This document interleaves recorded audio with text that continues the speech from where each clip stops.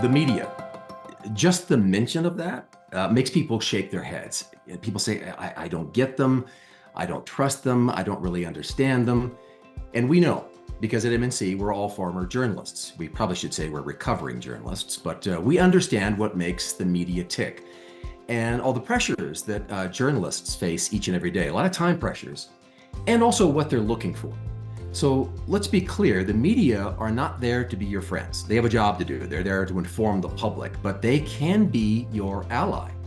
And how? Well, by building rapport with journalists.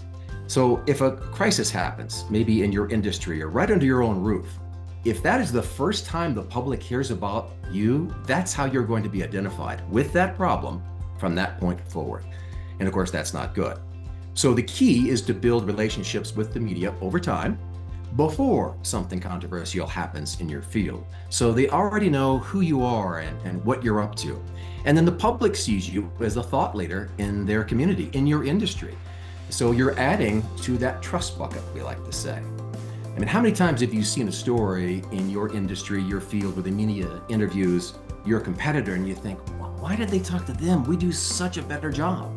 Well, have you ever spoken to a reporter, ever reached out to a local or even a national journalist to let them know what you're doing?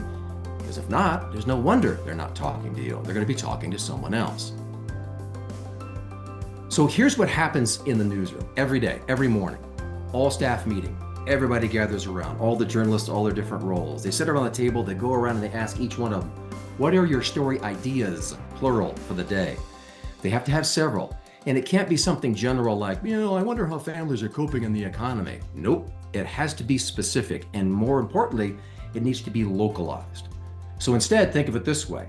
What if the reporter on that morning meeting said, House Bill 123 could really challenge local businesses and threaten jobs. And I know someone at company ABC down on 4th Avenue, that's you, who can share what it means for businesses in our city. And I think I can knock that out today.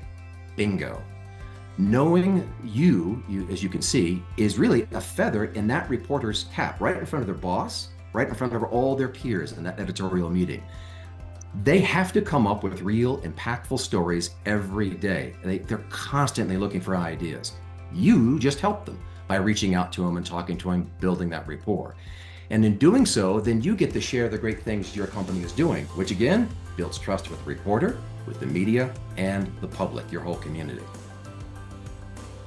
At this point, you're probably thinking, but the interview, how do I handle that? I don't know if I'm very good at it. What if the reporter's a real bear? What if the reporter's not too bright? They don't understand the topic. Well, we have media training for that. We give you real simple ways to stay on message, share your expertise, and make sure that you're seen as a thought leader, even in a crisis. And we have proven methods to connect with those reporters, how to get their attention. But you've got to build that rapport with the media over time and not wait until there's a crisis.